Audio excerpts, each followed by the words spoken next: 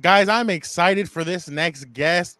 He's a man, the myth, the legend. We've seen him in WWE. We've seen him in ESPN. We've seen him at NBC. Now he's at CBS. He's a part of the Early Edge, a daily sportsline betting podcast. He is the man, the myth, the legend. Like I said, Jonathan Coachman. Coach, how are you doing today? Man, I could not be any better. Fernando, I got to tell you, I was just telling the guys inside. I said, when I give guys credit for taking their shot, and you and I just ran into each other on the street this morning, and you shot your shot, I said, you know what? I'm going to come on his damn podcast. I don't think you believe me.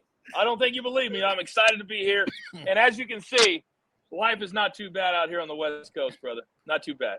So I appreciate you coming on. For fans who don't know, we were walking into Radio Row today, and I saw the coach walking across the street. I'm like, the coach. And I said what's up to him, and I shot my shot. I was like, hey, coach, would love to have you on the podcast. He's like, yeah, let's do it. I'm like, oh, really? He's like, yeah. I'm like, oh, cool. Awesome. I heard great things, by the way.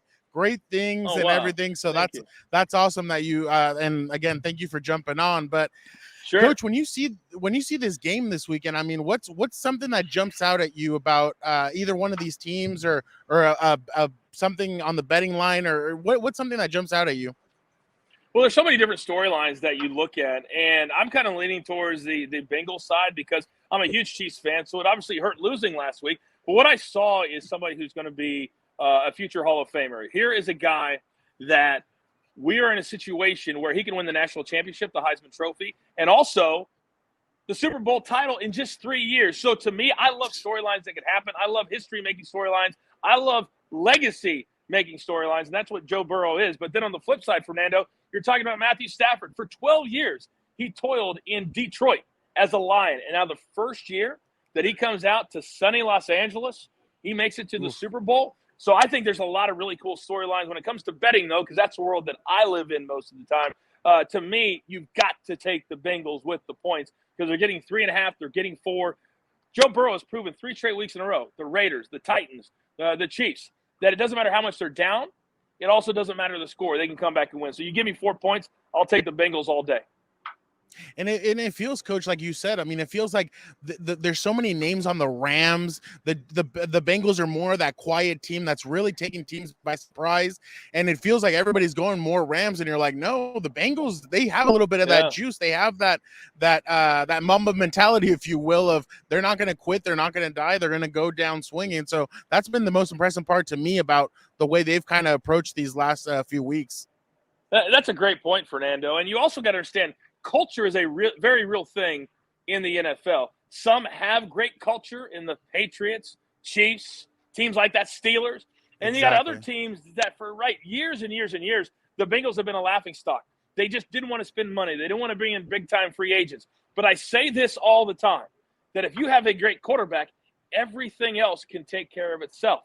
So look what happens. They bring in Joe Burrow. He gets hurt last year, but he set the table, and people knew what they were going to get this year. Then you get Jamar Chase, dynamic, and they played together, so you did not have to teach them how to play together. So when I look at things like that, I love it. I also love the fact that the AFC, when you're talking about Joe Burrow, Josh Allen, Patrick Mahomes, they're going to dominate the NFL for the next 10 or 15 years. I feel really, really bad for the NFC teams because I think it's going to be an AFC-dominated Super Bowl for many, many years to come. Yeah, no, definitely. I mean, and when you look at that dynamic of the young quarterbacks, and there's more probably coming. I mean, Pittsburgh, Big Ben just retired. Some other people are starting to make their way out of the AFC. It could get even younger, but Coach, when you see Joe Burrow, I mean, what's the one thing that stands out to you about him? Confidence, swag. There's no moment that's too big for him. Last week, 21-3, it looked like a coronation. 4th straight year, the Chiefs make it to the AFC Championship. Patrick Mahomes is going to be the next Tom Brady. Wait a second. You got to play 60 minutes. And what that game did for Joe Burrow and what it showed me is that no matter how much you're down, no matter how much maybe the atmosphere is against you, because Arrowhead is the greatest atmosphere in the NFL, it doesn't matter. Certain guys are wired differently. Certain guys are made differently. I worked with a lot of people when I was at ESPN, even in the WWE, when you talk about guys like The Rock and Stone Cold Steve Austin, or other guys at ESPN like Teddy Bruschi, some of these old Patriots, they're wired different. They're used to success. They're used to winning. And when you're around a winning culture, that wears off on everybody else. The Bengals haven't had that, but Joe Burrow has. He had it at LSU. He was dominant. They won a national championship. Why wouldn't you bring that to the Cincinnati Bengals? So it's all about culture, but it's all about having that swag and that confidence to know that no matter who's around you, Fernando, you can get the job done. Okay, good. Coach, when you look at the Super Bowl is awesome because you also get those wacky bets. You get like the coin toss, all this different stuff. Is there any particular one that you've kind of looked at and you're like, oh wow, that's a funny one, or that's a great one to look at? I am so glad that you asked that question because actually tonight I'll be doing my research in my hotel room because tomorrow at 5 p.m. Eastern time, for all of your incredibly smart viewers, they can watch our Early Edge Props Spectacular. We're going to break down every single prop bet that we could possibly do over the course of an hour on CBS Sports HQ. Now, the one that my guys are looking at a lot, they love the coin flip because you can get off to a good start right away or a bad start. Hopefully you catch the national anthem. It's always around 1 minute and 56 seconds, 1 minute and 57. I'll never forget the story one year I was at the Super Bowl. Carrie Underwood, I was at a party, and people kept asking her, because she was singing the national anthem. They said, how long is it going to be tomorrow? She's not a gambler. She had no idea that you could actually bet on the length of the Super Bowl. So she didn't know what to tell everybody. But there are so many fun prop bets. We're also going to have a live watch party during the show because what we found out last year, Fernando, is that we had a 2-hour pre-show. We talked about all the bets, but we weren't there to pay them off and talk about when they cashed first, second, third quarter. So we're going to be watching along the entire game. And when, say, Joe Burrow over half an interception hits, we'll know exactly when that's going to happen. We're going to be talking live prop betting. That's a new thing. Most people know about live betting, but you can bet live props as well. So there are levels to this game, and most people aren't aware of them yet, and that's why we're here. Coach, I know you have swag. I know you're a guy. You're the coach, enough said. But can you talk about this halftime show? How hyped are you for the halftime show?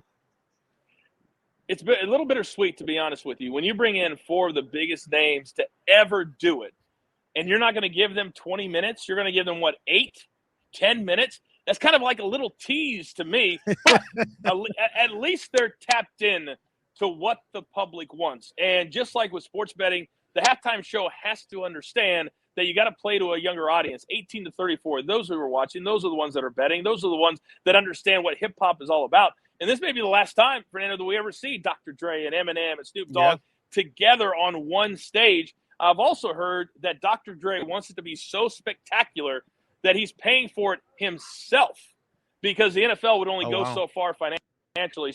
So I think at this point, the NFL understands that as important as the halftime show is, the message that we're trying to send. And right now, and we've seen this week with the NFL, that diversity and inclusion is a really big topic. It's not a new topic, Fernando, but it's a big topic.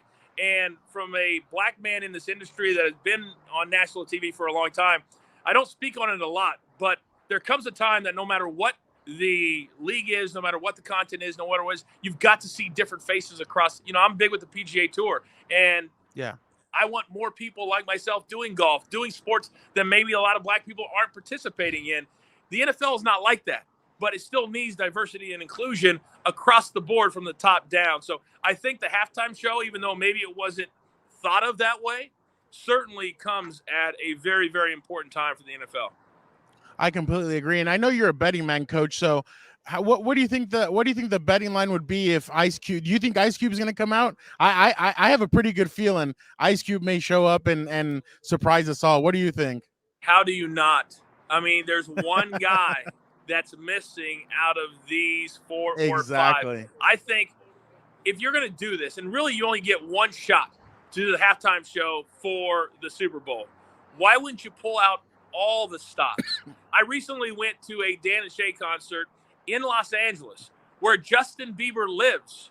And I told some of their friends, I said, how do you not have Justin Bieber in the building to sing 10,000 Hours, which won a Grammy?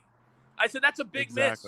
And so hopefully Ice Cube is there. Hopefully they sneak him in, because one of the best nights I ever had was me and The Rock in Eugene years ago. We snuck The Rock into the building down in San Diego. Nobody knew he was going to be there. So when he came out, the place went bananas. Can you imagine if Ice Cube comes out and Eminem's standing there, and Dr. Dre's standing there, and Snoop Dogg is standing there, and there's Ice Cube? That would be a drop the mic moment, and it Oh better yeah. be for whatever the last song is going to be. You can't top that. I'm 100% with you, Coach. Now, Coach, I got to ask you, and I know we just became friends. I don't want to hurt your feelings, but I got to ask, what hurts more, a rock bottom or the Chiefs losing last weekend in the AFC Championship game? Well, I never understood. I'm now in my 40s. You know, I'm still young, but I'm certainly not in my 20s.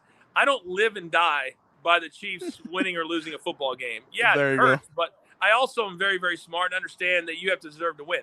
So that Yeah. didn't hurt nearly as bad as a rock bottom, a 3D through a table, a spear from Goldberg, which apparently I had an anniversary of just a few days ago because everybody was posting that video as well. And they're like, how did you take all that stuff? I said, hey, there's an art form to getting your ass kicked. And I was really, really good at it. But the rock bottom is actually just like taking a flat back. That doesn't hurt at all. Yeah. The ones that hurt are the ones where you have to go high and you have to do flips and stuff like that. I never thought I'd be able to do it. I'm proud of how much I was able to do, but I also would never disrespect the guys who wrestled 4 and 5 days a week for 20 years and call myself a wrestler. But I thought I was a pretty good entertainer at what I did. No, you were awesome, Coach. I still remember the day that Mr. McMahon screwed you and had you face John Cena.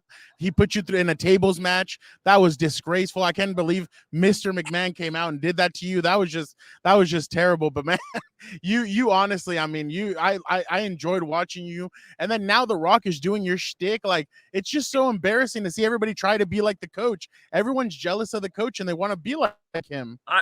I've been saying it for years. Embarrassing is a great word. Copycat is a great word. But I will say this: I'm very, very proud because I don't talk about it a lot. But back in 2008, when I was trying to leave pro wrestling after 10 years, and you have what I call the wrestling stain on you, I knocked that door down at ESPN. And as difficult as it was for me, other people that came after me found it so much easier because they didn't have to be in an office and someplace and them tell them, no, this has never been done. You can't work for the WWE and then come work for ESPN. It just doesn't work that way. Now, whether it's Charlie, Grisham, all these different people that have made the transition over because of me, I'm very, very proud of that. And also, there's new executives that are at different networks that are cool. Networks that understand shows like yours, shows like mine, understand the value of them and the value and not worry about, do they deserve to be here? Do they belong here? And I knew I belonged at ESPN. I knew I belonged at WWE. So one of the things I do now, helping run my own brand and helping CBS, is making them understand we need to pick each other up. We need to lift each other up because there's so many talented people out there. Why would you want to stand in the way of somebody who's talented enough to be here just because you didn't like what they did before? There's a lot of things I don't like, but if a person is good enough to be there, he's going to help my company and help my network, then damn it, I'm going to let him try. And so I made it 10 years. It wasn't always easy, but we made it 10 years. No, and Coach, I was about to, and that was going to be my last thing. I was going to give you so much credit for that because you literally blew that door down and you moved into ESPN and you said, hey, I don't care where the hell I was before. I'm here now and I'm Jonathan Coachman and I'm doing this. Like, and that's the thing is that, yeah, maybe some people might not see what WWE is. They might see it as like a WWE, this, that. Hey, you were still doing your job. You were commentating. You were asking questions. You were doing different things. And for you to transition to WWE and open that door, that was just incredible. And all the stuff that you're doing now is just fantastic. And I love seeing it because you came from a different background. That's the thing. People don't understand that we all come from different backgrounds. We all don't start off working at like the top-notch places. You have to, somebody comes from somewhere. And I just think it's incredible the way you were able to build yourself up and the way you were able to make it and the way you were able to do it. I just think and it's awesome that you were able to open the door for the rest of the people coming up behind you. That is incredibly kind of you to say. And the one thing I do want to make sure all of your viewers and listeners understand that in today's day and age, whether it's a podcast like this, which is so important to the Latino community, or it's a podcast like the Early Edge of Sports Line at CBS where I work, that's so important to educate, entertain people who want to get into sports betting and do it in a very responsible way. Whatever it Of is, course. now you can do it, but you have to think about it. You have to evolve. If you're walking down a road, and this is what I call COVID. I said COVID gave us a fork in the road, and a lot Yep. of us lost our gigs, lost our projects. I did, just like everybody else, because I was traveling all the time. So I had to tell myself, what can I do to get back to that level during COVID when nobody's hiring, when nobody's traveling, when nobody's doing any of that? And that's how I got into the sports betting and now become one of the faces of it here. But throughout your lifetime, there's going to come times in your life where you've got to evolve and you've got to change. It doesn't mean that you have to sell out yourself. It doesn't mean you have to completely change, but you got to adapt to the world you're living in if you want to stay in the business that we're in this entertainment business, in this sports business that I have loved since I was 19 years old. It's important to me. It matters to me.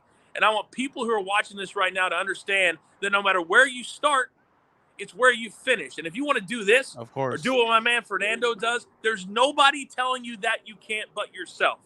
So get it started Of right now. course. Anybody can start a podcast. Anybody can start a brand.